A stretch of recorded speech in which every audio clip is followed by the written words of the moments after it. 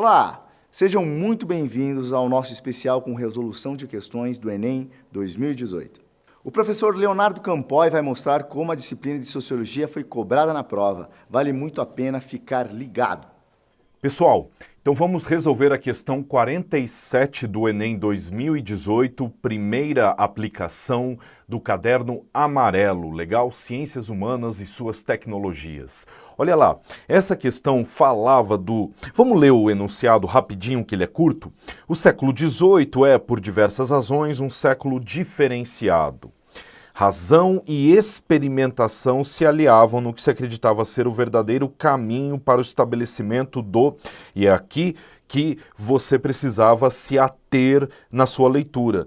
Conhecimento científico, por tanto tempo almejado. O fato, a análise e a indução passavam a ser parceiros fundamentais da razão. É ainda no século XVIII que o homem começa a se tornar consciência de sua situação na história.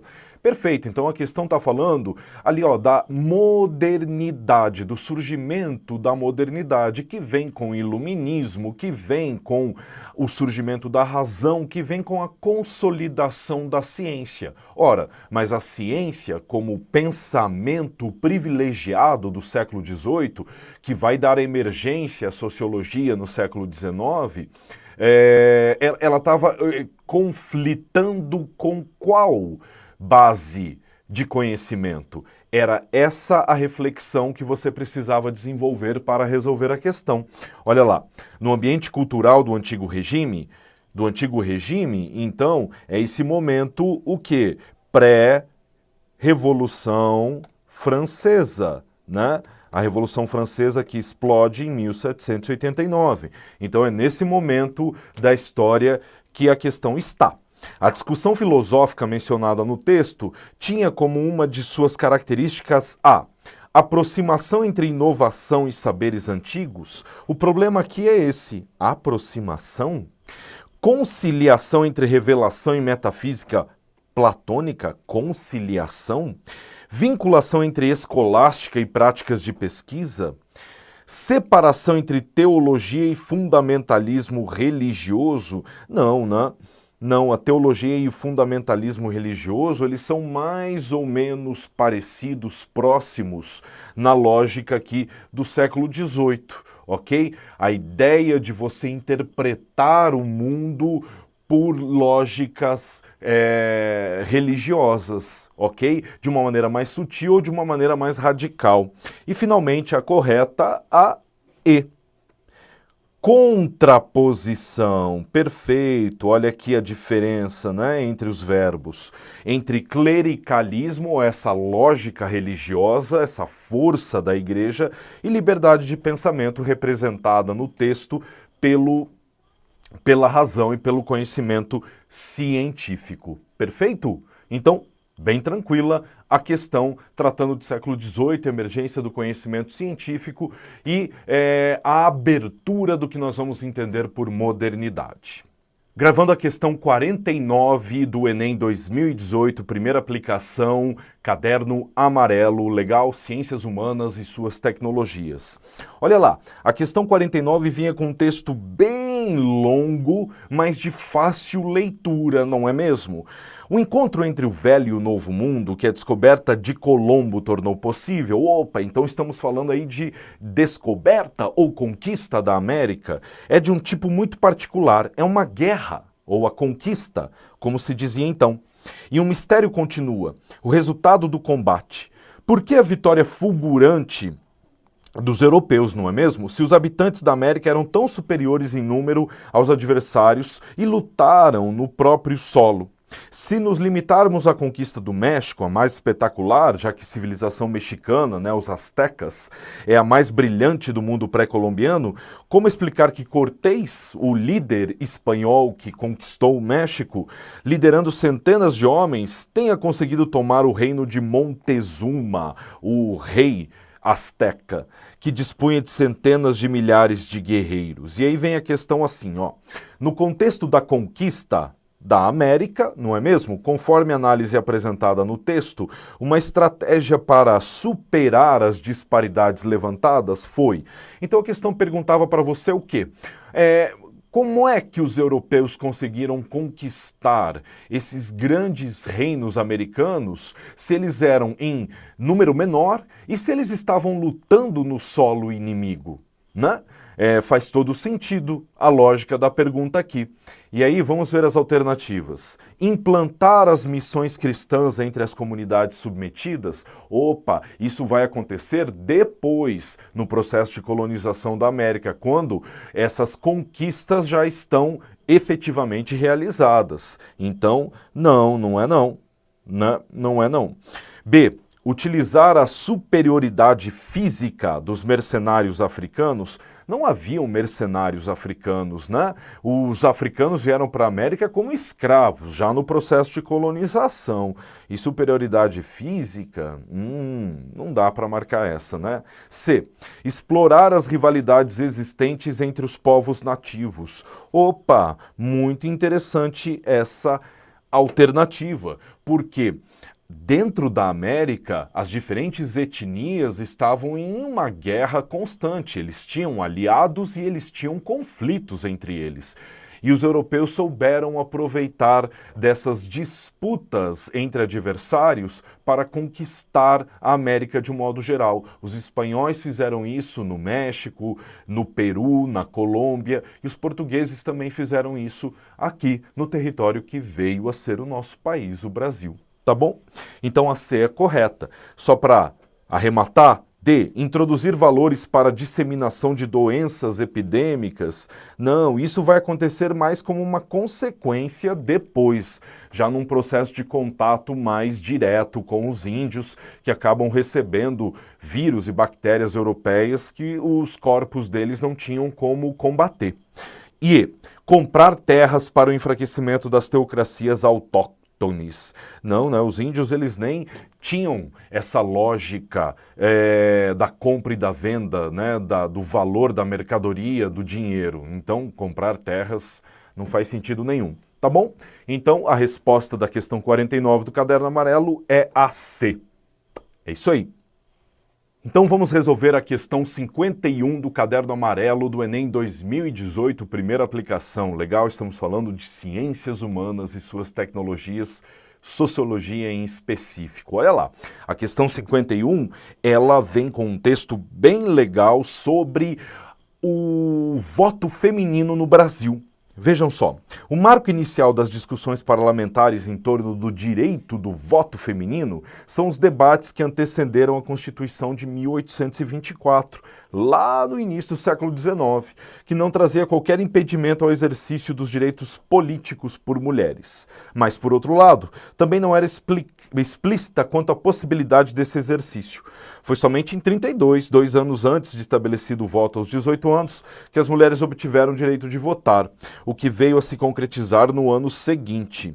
Isso ocorreu a partir da aprovação do Código Eleitoral de 32. Então, para o bom aluno, ele já começa a lembrar que em 1930 o Getúlio Vargas dá o golpe e toma o poder no Brasil, não é? Então, em 1932 você tem a revolta paulista contra o governo de Getúlio Vargas e é neste momento histórico que nós estamos nessa questão aqui, perfeito? Como é que ela vem? Ela vem bem tranquila aí na pergunta dela. Mas uma questão que você poderia perder se não tivesse uma leitura atenta. Vejam só, um dos fatores que contribuíram para a efetivação da medida mencionada no texto, que é a aprovação do voto feminino, foi a superação da cultura patriarcal. Nossa, mas não está superada nem hoje. Imagina em 32. B. Influência de igrejas protestantes? Não. O Brasil sempre foi, ao longo do século XX, bastante católico. E esse catolicismo brasileiro vai se alterar só a partir dos anos 70 do século XX, com o crescimento das igrejas neopentecostais. C. Pressão do governo revolucionário? não havia um governo revolucionário, havia um governo que tomou o poder em 30 por um golpe de Estado. É muito complicado falar em governo revolucionário. E, além disso, o governo de Getúlio Vargas, naquele momento, não estava fazendo pressão nenhuma para que o parlamento aprovasse o voto feminino. D. Fragilidade das oligarquias regionais. Pelo contrário, as oligarquias regionais sempre foram muito fortes no Brasil. Então é a E. Campanha de extensão da cidadania. Olha, pessoal, eu tenho um certo incômodo com o uso dessa palavra cidadania aqui na alternativa correta.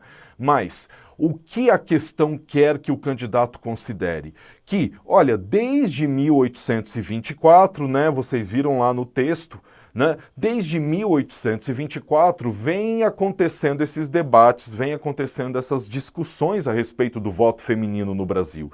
E vamos lembrar de toda a campanha e aprovação pelo voto feminino nos Estados Unidos e na Europa, principalmente na Inglaterra ao longo do século XIX, início do século XX. Então essas discussões estão pressionando o Brasil, você tem já um debate acontecendo desde o século XIX, e é isso. O que é cidadania, portanto, nesse sentido? É ampliação de direitos civis, né? O que são direitos civis? Dentre eles, igualdade. Ora, igualdade civil, né? Igualdade perante a lei. Então é isso, as mulheres estão pedindo essa igualdade perante a lei, o direito ao voto, assim como os homens têm.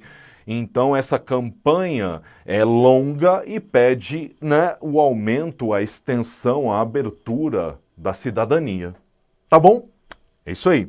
Estão resolvendo a questão 53 do caderno amarelo, prova de Ciências Humanas do Enem 2018, primeira aplicação. Olha lá, que interessante essa questão, uma das mais bem feitas de toda a história do Enem, na minha opinião, para a sociologia. Vejam lá, em algumas línguas de Moçambique não existe a palavra pobre.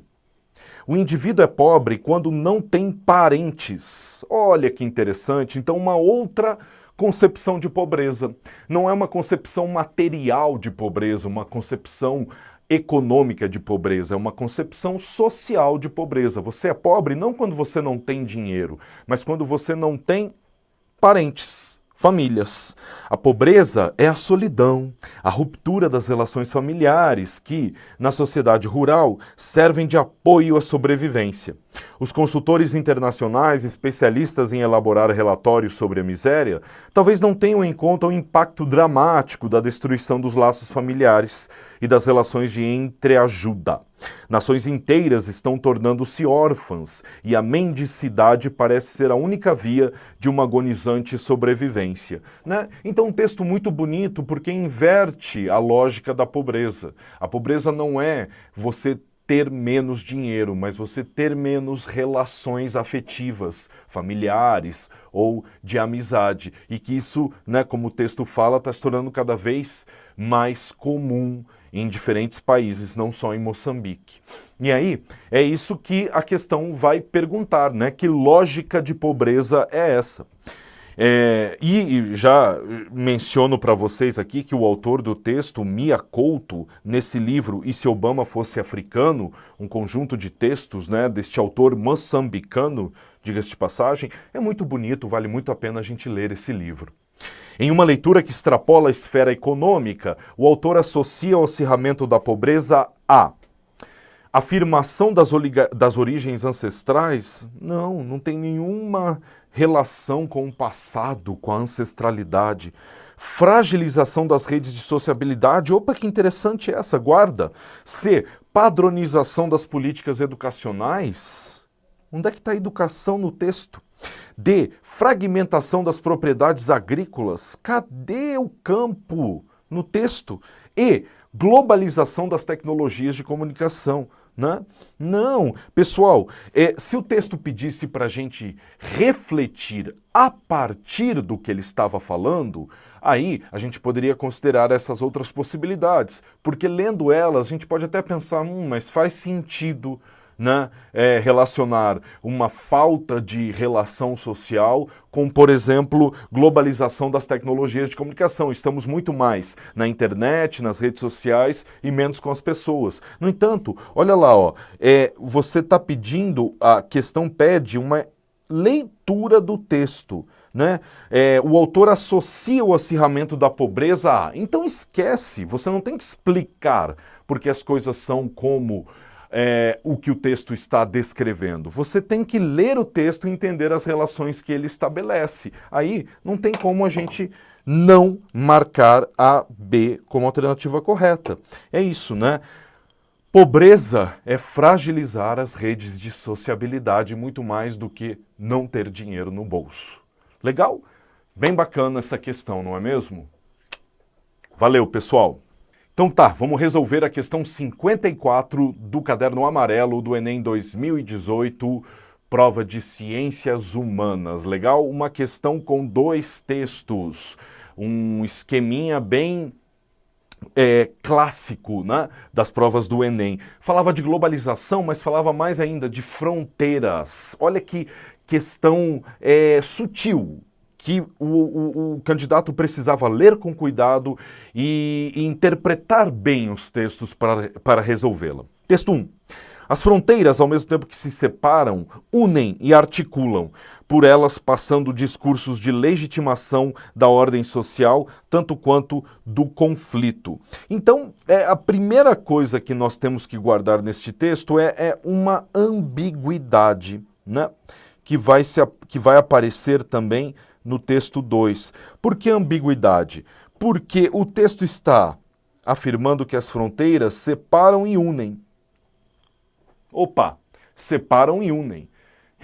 Então, ela faz as duas coisas. Ela não só separa, mas ela une também. Lógica, né, contraintuitiva, né? Vai para o texto 2 para tentar pensar melhor sobre ela. As últimas barreiras ao livre movimento do dinheiro e das mercadorias em informação que rendem dinheiro andam de mãos dadas com a pressão para cavar novos fossos e erigir novas muralhas que barrem o movimento daqueles que, em consequência, perdem, física ou espiritualmente, suas raízes. Então, olha que interessante, né? O texto também é ambíguo, porque ele fala em barreiras para o livre movimento do dinheiro, também é aquela que levanta novas muralhas contra pessoas. Quem são essas pessoas? Os imigrantes ilegais, né?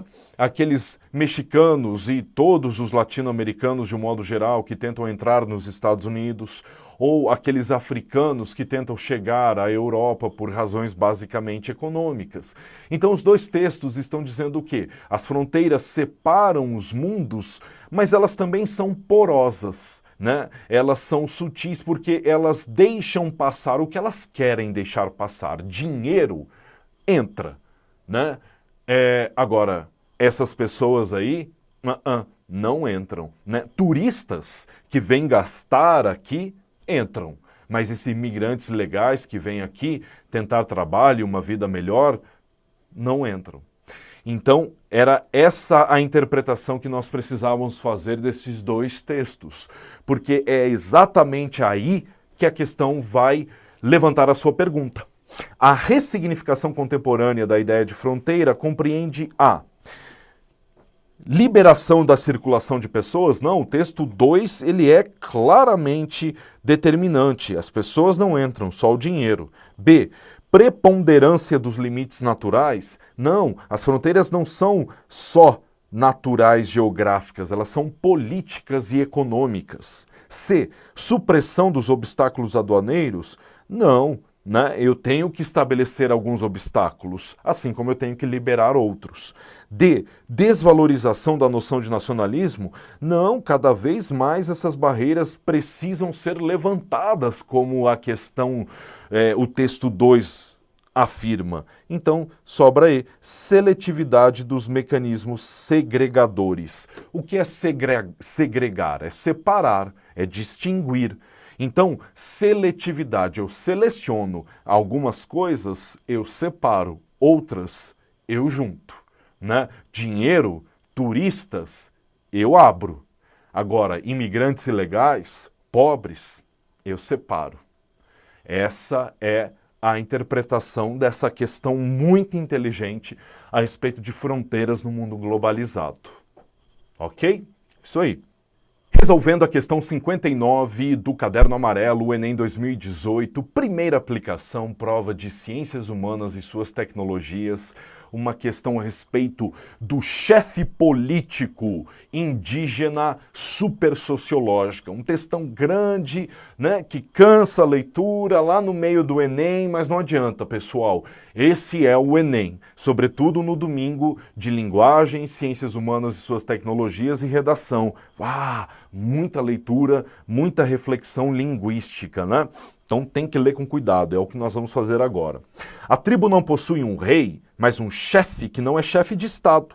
O que significa isso? Simplesmente que o chefe não dispõe de nenhuma autoridade, de nenhum poder de coerção, de nenhum meio de dar uma ordem. O chefe não é um comandante. As pessoas da tribo não têm nenhum dever de obediência. O espaço da chefia não é o lugar do poder. Essencialmente encarregado de eliminar conflitos que podem surgir entre indivíduos, famílias e linhagens. O chefe só dispõe para restabelecer a ordem e a concórdia, do prestígio que lhe reconhece a sociedade. Mas, evidentemente, prestígio não significa poder. E os meios que o chefe detém para realizar sua tarefa de pacificador limitam-se ao uso exclusivo da palavra.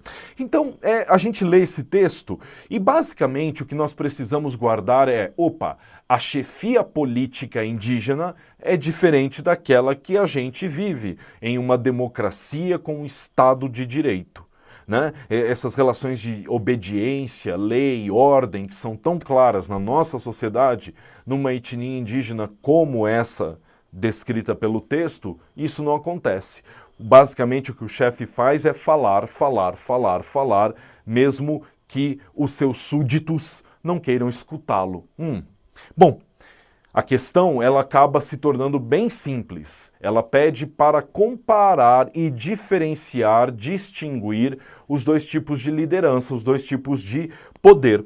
O modelo político das sociedades discutidas no texto, são sociedades indígenas, contrasta com o do Estado liberal burguês, que é o meu e o seu, é o nosso. Porque se baseia em imposição ideológica e normas hierárquicas. Você não vê nenhuma imposição, concorda comigo? Sendo descrita no texto, essa imposição, esse controle, essa pressão, essa coerção policial, ela não existe segundo o texto. B. Determinação divina e soberania monárquica. Não houve nenhuma menção a um poder metafísico, religioso, superior. C. Intervenção consensual e autonomia comunitária. Interessante, né? Por mais que o chefe exista, a comunidade tem uma autonomia. Ele não é dono da comunidade, ele não controla a comunidade. Acho que é pelo contrário, a comunidade que o controla. Né? E intervenção consensual, é naquele momento em que você tem um conflito entre indivíduos, o texto diz isso, aí sim, esse conflito não está sendo resolvido, vem lá o chefe e estabelece, com consenso dos indivíduos em conflito, algum tipo de acordo, algum tipo de resolução. Perfeito? Bom, então faz sentido a C. D.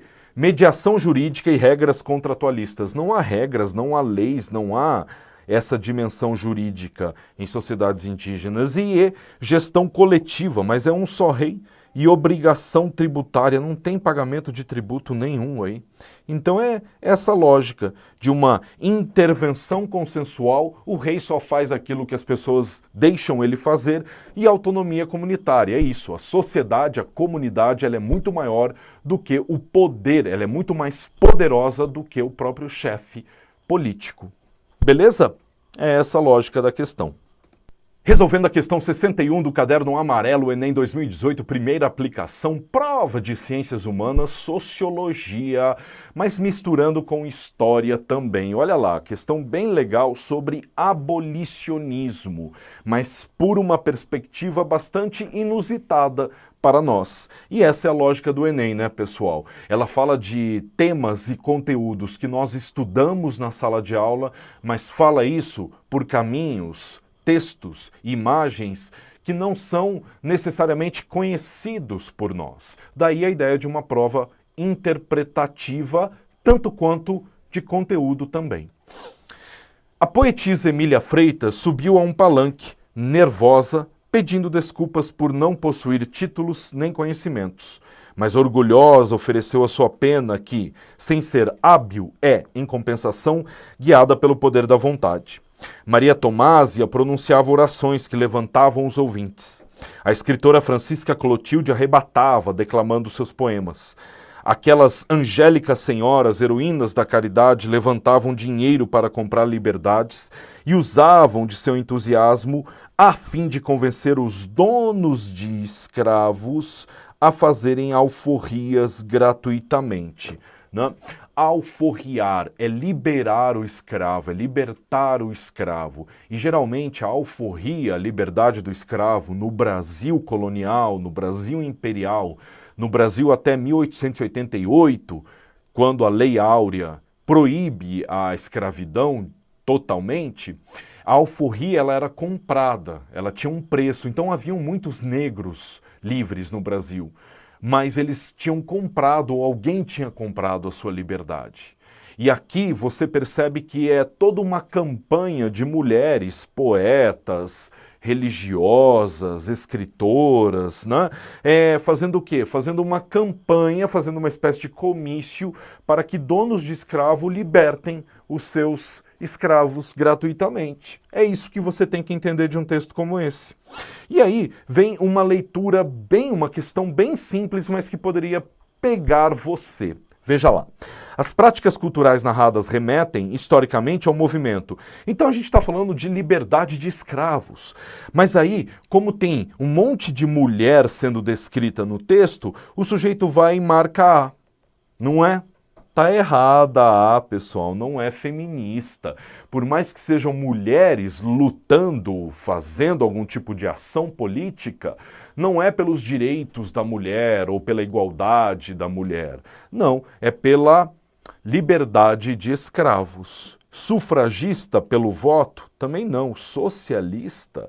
Republicano? Não. É o movimento abolicionista, né? De luta pela liberdade dos escravos. Então, viu como era facinho perder essa questão se não lesse com cuidado e se não se atentasse justamente ao fim do texto, né? Que basicamente dá a chave de resolução da questão. Tá bom? É isso aí. Resolvendo a questão 64 do Caderno Amarelo do Enem 2018, primeira aplicação. Estamos falando então de ciências humanas e suas tecnologias, sociologia especificamente. Essa questão, ela vai falar sobre os migrantes, né? Sobre os refugiados, sobre todo esse pessoal que está saindo da Síria e indo para outros países. Por quê? Por quê? Por quê? Você sabe por que os sírios estão saindo do seu país e indo para a Europa, América do Norte, Brasil e os países vizinhos à Síria? Numa debandada assim brutal, deixando bens, deixando casas, deixando trabalho, profissão na Síria. Por quê?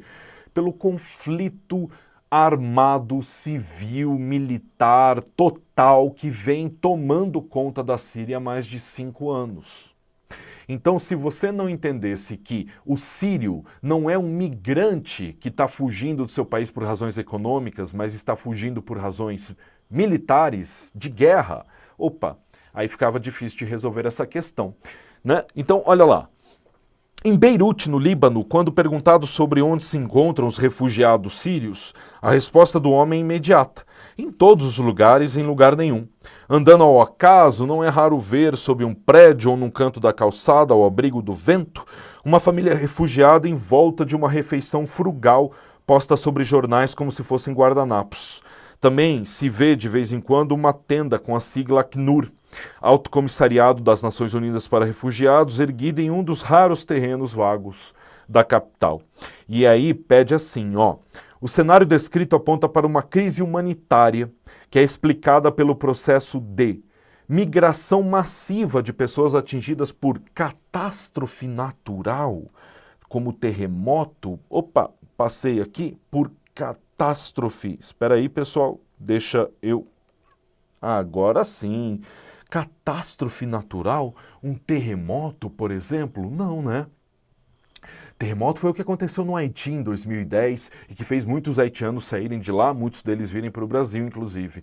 Não é uma catástrofe natural o que aconteceu na Síria. B. Hibridização ou mistura cultural de grupos caracterizados por homogeneidade social. Não, não é uma mistura cultural, há uma razão. Uma mistura cultural, ela é uma consequência. Mas a gente está procurando a razão desses refugiados sírios, né, saírem do seu país. Então, não faz sentido a B. C. Desmobilização voluntária de militantes cooptados por seitas extremistas. Então, as seitas extremistas, esses militantes, eles acabam fugindo delas e estão se refugiando em outros países. Não é isso também. D. Peregrinação religiosa de fiéis orientados por lideranças fundamentalistas. Também não há razão religiosa aqui. É A e, né, pessoal? Está muito clara. Desterritorialização, ou seja, sair do seu território, perder o seu território. Desterritorializar-se. Forçada de populações afetadas por conflitos armados. Perfeito. É exatamente o que vem acontecendo na Síria. Tá bom? Resposta E, então, para a questão 64 do Caderno Amarelo. Resolvendo a questão 65 do Caderno Amarelo do Enem 2018, Humanas e suas tecnologias, Sociologia. Uma das melhores questões da prova trazia duas imagens. Primeiro a imagem deste ônibus que passa pela, olha lá, ó, Cleveland Avenue, e depois você via a foto desta moça, né, negra, né, não é difícil de reconhecer a cor da sua pele, mas também muito importante, né, de ver aqui, ó, quem está ao seu lado, né, tudo indica que é quem é o velho conhecido do bom aluno de sociologia, o Martin Luther King. Né?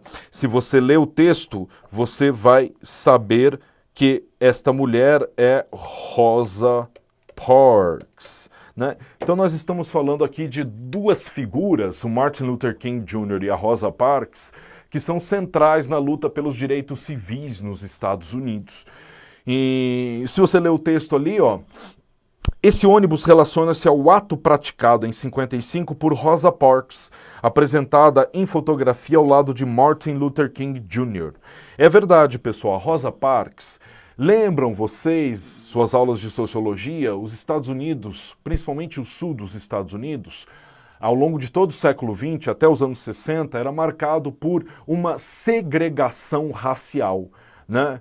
Haviam leis que estabeleciam brancos moram num bairro, negros moram em outro, brancos têm uma escola, negros têm outra escola, e nos ônibus, no transporte público, os negros deveriam sentar na parte de trás e os brancos na parte da frente.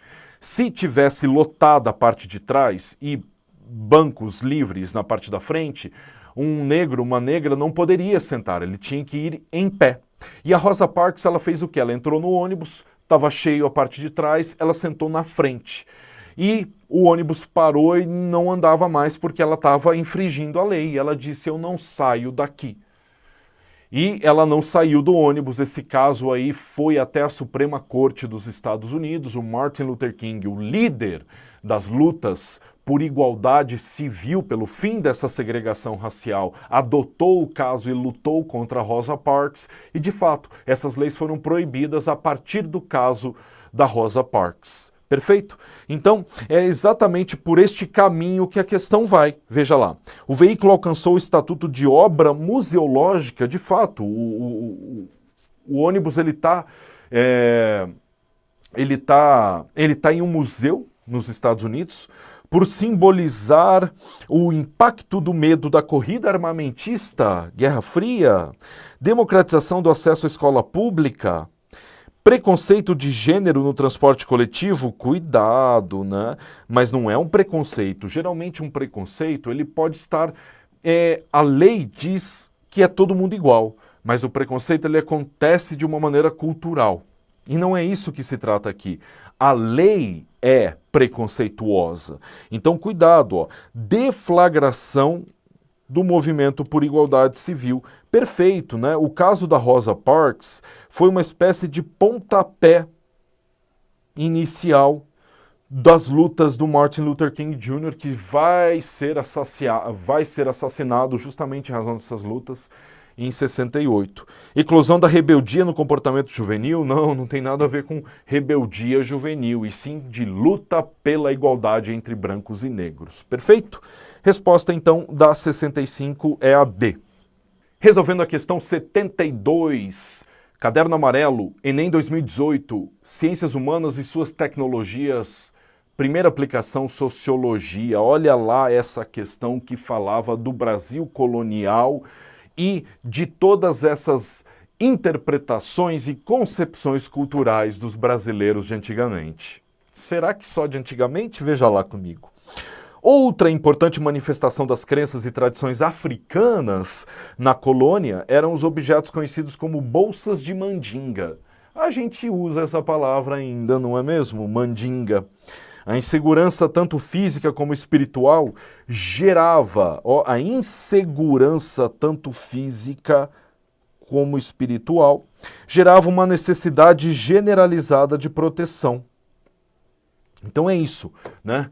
A vida, de um modo geral, ela gera essa insegurança física e espiritual. E, sobretudo, num momento bastante precário, né? E principalmente para negros, africanos, escravos, que eram propriedade de sujeitos que colocavam eles para trabalhar e basicamente não tinham controle e o domínio das suas vidas. Então era uma condição bastante insegura mesmo. Gerava uma necessidade generalizada de proteção das catástrofes da natureza, das doenças, da má sorte, da violência, dos núcleos urbanos, dos roubos, das brigas, dos malefícios de feiticeiros. Também para trazer sorte, dinheiro e até atrair mulheres, o costume era corrente nas primeiras décadas do século XVIII, envolvendo não apenas escravos, mas também homens brancos. Pessoal, fazer mandinga, fazer esses pedidos para santos, para entidades, de um modo geral, enfim, fazer esses pedidos de cunho religioso. Por que a gente faz isso? Até hoje, muitas pessoas fazem isso porque a vida é difícil, né? Essa é a grande explicação que a sociologia dá. Você sempre está vivendo numa condição de incerteza a respeito do futuro, a respeito de qualquer dimensão da sua vida, econômica, trabalho, amorosa, familiar, né? Então esses pedidos eles vêm muitas vezes como formas de nos dar amparo, né? De nos confortar aqui, existencialmente, diante dessas incertezas que a vida nos dá. E era por essa lógica que a questão caminhava. Vejam lá, a prática histórico-cultural de matriz africana, eu diria que é de religião de um modo geral, não só africana, mas aqui especificamente porque fala de mandinga. Descrita no texto representava expressão do valor das festividades. Mas em que momento o texto fala em festividades, né? Não. Ferramenta para submeter os cativos ao trabalho forçado, né? Quem falou em escravidão fui eu, o texto não fala.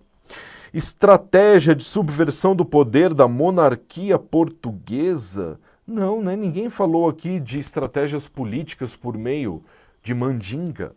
D. Elemento de conversão dos escravos ao catolicismo romano? Mas, nossa, o catolicismo romano não tem mandinga. E E, finalmente, a correta, instrumento para minimizar o sentimento de desamparo social, seja entre escravos, seja entre libertos, seja entre africanos, seja entre portugueses, que aqui no Brasil aprenderam com os africanos a mandinga. Beleza? É por aí, pessoal, a 72 do Caderno Amarelo. Resolvendo a questão 75 do Caderno Amarelo do Enem 2018, Ciências Humanas, Sociologia, primeira aplicação.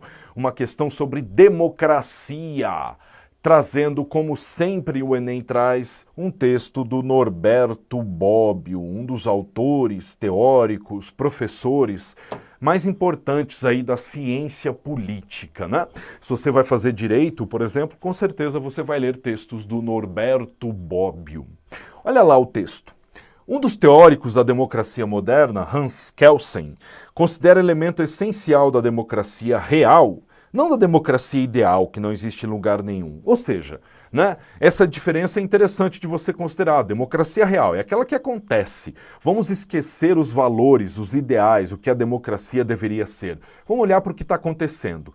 Essa é a proposta do Kelsen aqui. O método da seleção dos líderes, ou seja, a eleição. Então, o elemento essencial da democracia real é a eleição, de acordo com esse autor aqui. Exemplar neste sentido é a afirmação de um juiz da Corte Suprema dos Estados Unidos, por ocasião de uma eleição de 1902. A cabine eleitoral é o templo das instituições americanas, onde cada um de nós é um sacerdote, ao qual é confiada a guarda da Arca da Aliança e cada um oficia do seu próprio altar. Então, um texto de um oficial, de um juiz da Suprema Corte, falando, né, dando toda essa importância quase religiosa, mítica, ao voto, à eleição. Como é que o texto vem? Como é que a pergunta vem?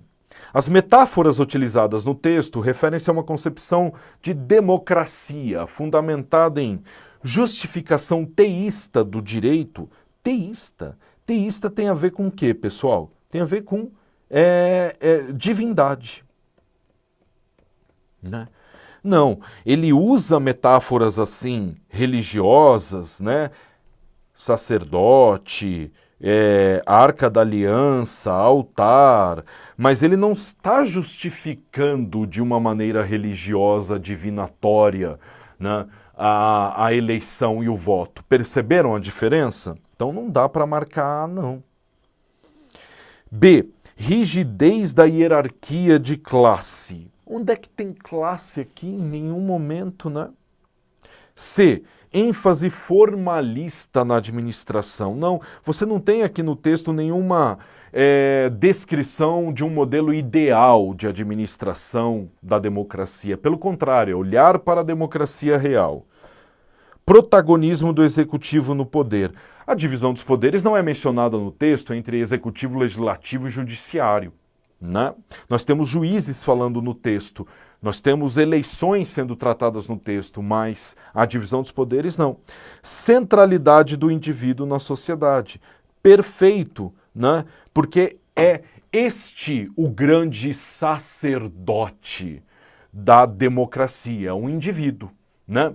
O indivíduo ele é central porque ele tem a autonomia, a responsabilidade de, por meio do seu julgamento, fazer uma escolha nas eleições. E essa escolha, ela legitima quem vai ocupar os cargos públicos. Então toda a metáfora religiosa usada pelo juiz da Suprema Corte norte-americana, mencionado no texto, né, nos aponta para essa centralidade do indivíduo na sociedade.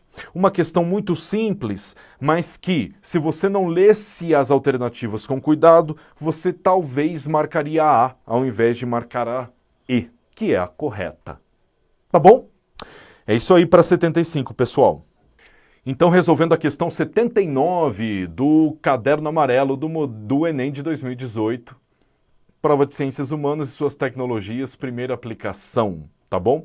Essa questão, ela trazia uma propaganda de época, o Enem vem usando bastante essas imagens, propagandas de época, de um produto para a mulher, né?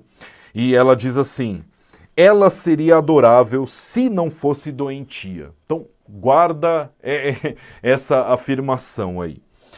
Ela seria adorável se não fosse doentia. Como assim? Ela seria linda, ela seria bela, mas é doente. Olha como a questão vem. Um anúncio publicitário da década de 40 reforça os seguintes estereótipos atribuídos historicamente a uma suposta natureza feminina. Então, mais uma vez, o Enem levantando perguntas a respeito de imagens sociais, né, de formas de interpretação da mulher. O Enem quase todo ano vem cobrando esse tipo de questão, mais uma vez aqui. Né? Então, que estereótipos aparecem numa propaganda de um remédio que fala que ela seria adorável se não fosse doentia? Pudor inato e instinto maternal? Né? Cadê o filho para falar aqui de maternidade? Fragilidade física e necessidade de aceitação. Opa, faz todo sentido, né? Ela seria adorável se não fosse doentia. Então, olha lá, fragilidade física, ela é doente, a mulher é mais fraca. Né? É esse o estereótipo que a propaganda sugere. Ela é mais fraca, ela é mais suscetível de adoecer. E, para ela não adoecer, se ela não estiver adoecendo, ela vai estar o quê? Bonita. Né? Então, a mulher ela vai ser aceita socialmente pela sua beleza. Né? Não pela sua razão, né? Não pelo seu intelecto, mas por ser adorável, né? Por ser aceita. Então a B faz sentido, pessoal. C. Isolamento social e procura de autoconhecimento? Não, né? D. Dependência econômica e desejo de ostentação? Não, não há nenhum elemento de riqueza, de ostentação no texto. E. Mentalidade fútil e conduta hedonista? Não, né? Uma gastadeira, assim. Então é a B mesmo, né? Essa fragilidade física e uma necessidade de aceitação, né? Condição da mulher de acordo com um estereótipo social. O Enem cobra essa leitura todo ano. Atentem-se a ela. Resolvendo a questão 84, caderno amarelo do Enem 2018, Ciências Humanas e suas tecnologias, Sociologia, primeira aplicação. Vejam lá comigo que questão interessante de uma carta que o Enfio, um cartunista, mandou para o então presidente da República, o Geisel. São Paulo, 10 de janeiro de 79. 79. Olha que data interessante para o bom aluno. Exime o senhor presidente Ernesto Geisel. Considerando as instruções dadas por Vossa Senhoria de que sejam negados os passaportes aos senhores Francisco Julião, Miguel Arraes, Leonel Brizola, Luiz Prestes, Paulo Schilling, Gregório Bezerra, Márcio Moreira Alves e Paulo Freire. Então o que você lê aqui? Ó? Que os passaportes foram negados a essas pessoas. Então, vamos lembrar aqui, pessoal, em 1979, a ditadura militar já estava em seu declínio, ok? É o Geisel que começa a botar em prática o que ficou conhecido como uma abertura lenta gradual. Ou seja, vamos passar o poder para os civis, os militares dizendo, mas de uma maneira lenta e gradual, aos poucos. Né? Então, em 79 é que os partidos políticos vão ser legalizados no Brasil. E também é em 79 que é aprovada a lei da anistia. A anistia, ela acaba com o crime político. Acaba com o crime político, seja para os próprios militares que haviam cometido os crimes no governo, como os opositores ao governo militar. Né? Toda a luta armada contra o governo militar e todos os exilados que estavam morando em outros países não eram mais criminosos. Então, muitos exilados poderiam voltar ao Brasil. Né? Gente que havia se colocado em oposição ao governo militar, mas para não ser preso, para não ser torturado, eventualmente morto, pedem exílio em outros países. Então, mesmo assim, com a lei da anistia, o governo militar não forneceu o passaporte para alguns opositores que eles entendiam que eram muito violentos, né, muito perigosos ainda, mesmo com a lei da anistia. Então, é sobre esse ponto que o Enfio está tratando em sua carta. Esses senhores aí, mencionados no texto, não receberam de volta o seu passaporte. Então, mesmo com a lei da anistia, o governo militar entendia que eram sujeitos perigosos e que não eram assim, não dava para dar toda essa liberdade para eles. E aí o que o Enfio faz nessa carta? Olha lá. Considerando que desde que nasci me identifico plenamente com a pele, a cor dos cabelos, a cultura, o sorriso, as aspirações, a história e o sangue destes 8 senhores, considerando tudo isso por imperativo de minha consciência, venho por meio desta devolver o passaporte que, negado a eles, me foi concedido pelos órgãos competentes de seu governo. Então o Enfio, um cartunista que também havia sido considerado um sujeito perigoso pela ditadura militar, ele tinha recebido de volta o seu passaporte. Mas quando ele viu que colegas dele, que pessoas com quem ele concordava não receberam, ele devolve o passaporte para o governo dizendo: eu não aceito. Ou todos eles recebem o passaporte de volta, ou eu também não recebo o meu. Né? Então, a partir deste texto, o que a pergunta pede? No referido contexto histórico, 79, de abertura da ditadura militar, a manifestação do cartunista Enfio expressava uma crítica ao censura moral das produções culturais? Não, né? Não há uma crítica à censura aqui. Limite do processo de distensão política. Opa, a gente precisa ter vocabulário, pessoal. E distensão significa o quê? Liberação, né? Alívio. Porque é isso, quando você tensiona, você prende, né? Você fica em tensão. E quando você distende, você solta essa pressão, você alivia. E o momento de 79 até 84, 85 é um momento em que o controle político da ditadura militar é aliviado, né? Com a legalização dos partidos políticos, com a lei da anistia, com as eleições populares em 82, né? Há uma distensão daquele controle político que a ditadura militar exercia. Então, quando você percebe que essa distensão não é total, como o Enfio percebeu, você está fazendo o quê? Uma crítica a esses limites, né? Então, perfeito, perfeito. A B faz sentido. Olha C, interferência militar de países estrangeiros? Não. Repressão social das agremiações partidárias? Não há menção a partidos no texto. Impedimento de eleição das assembleias estaduais? Também não há menção a essas assembleias. Né? Concordam comigo? Que nenhuma faz sentido a não ser a B? Então esse é o gabarito da questão 84 do Caderno Amarelo. Perfeito?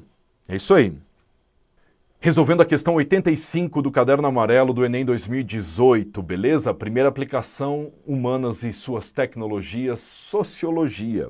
Sociedade do Espetáculo, do Guy Debord, um clássico da sociologia, muito legal. Olha lá, ó.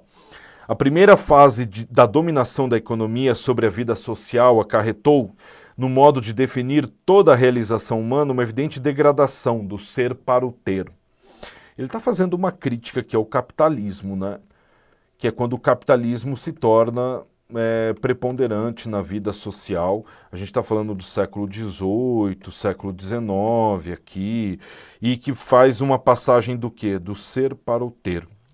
A fase atual, aí, ele está falando no quê? No século XX, em que a vida social está totalmente tomada pelos resultados da economia, leva a um deslizamento generalizado do ter para o parecer. Ele fala que é um novo degrau, né, do capitalismo, do qual todo ter efetivo deve extrair seu prestígio imediato e sua função última.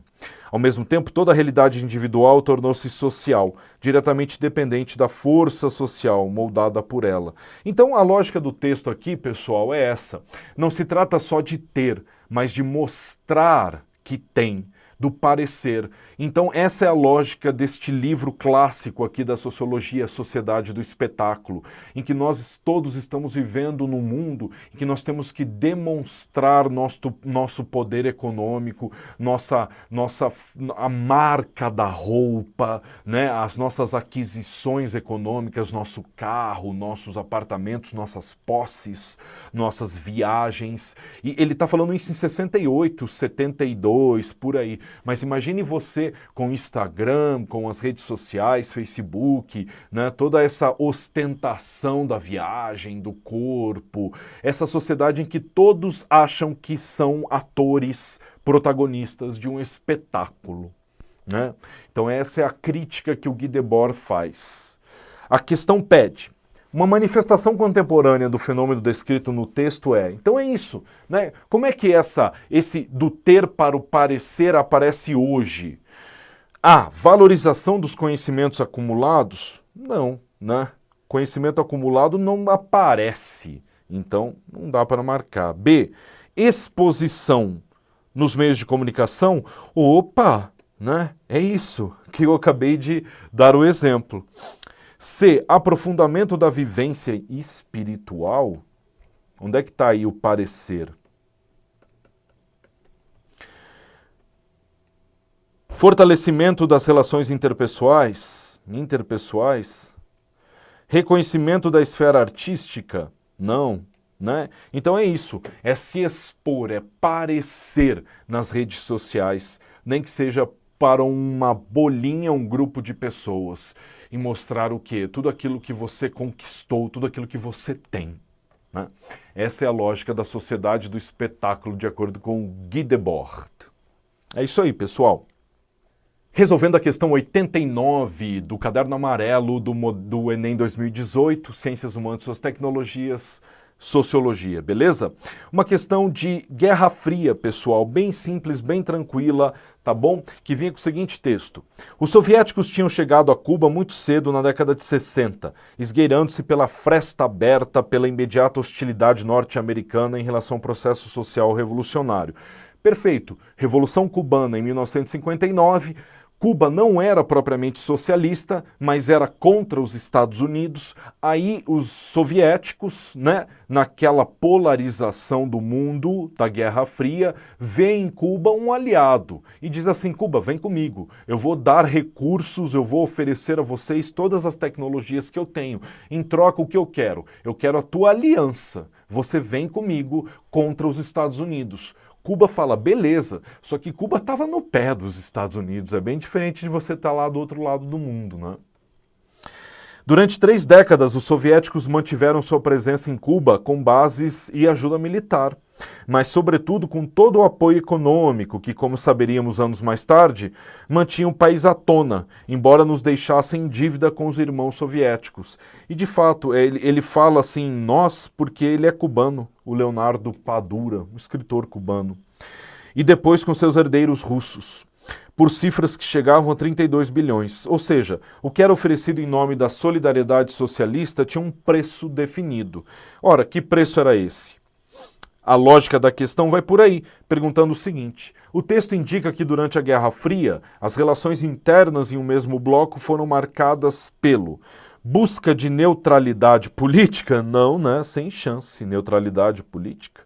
Estímulo à competição comercial dentro do bloco?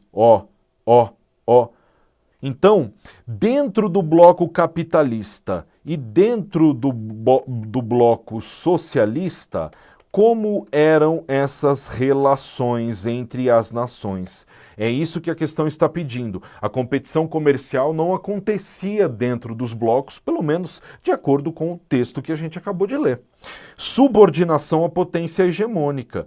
Perfeito, né? É o que Cuba teve que fazer. Se a União Soviética era grande líder do bloco socialista, a gente te ajuda sim, Cuba, mas tem que jogar o jogo do meu lado. E pronto, acabou a conversa. Perfeito? Elasticidade das fronteiras geográficas? Não. Compartilhamento de pesquisas científicas?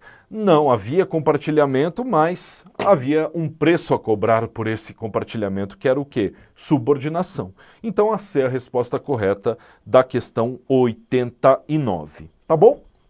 É isso aí, pessoal. E aí, gostou? Então clique no link que aparece na descrição do vídeo para conferir a playlist com os vídeos de resolução de questões das outras disciplinas. E lembre-se, a melhor preparação você encontra no A Prova no Enem. Aqui, o Enem é sem mistério.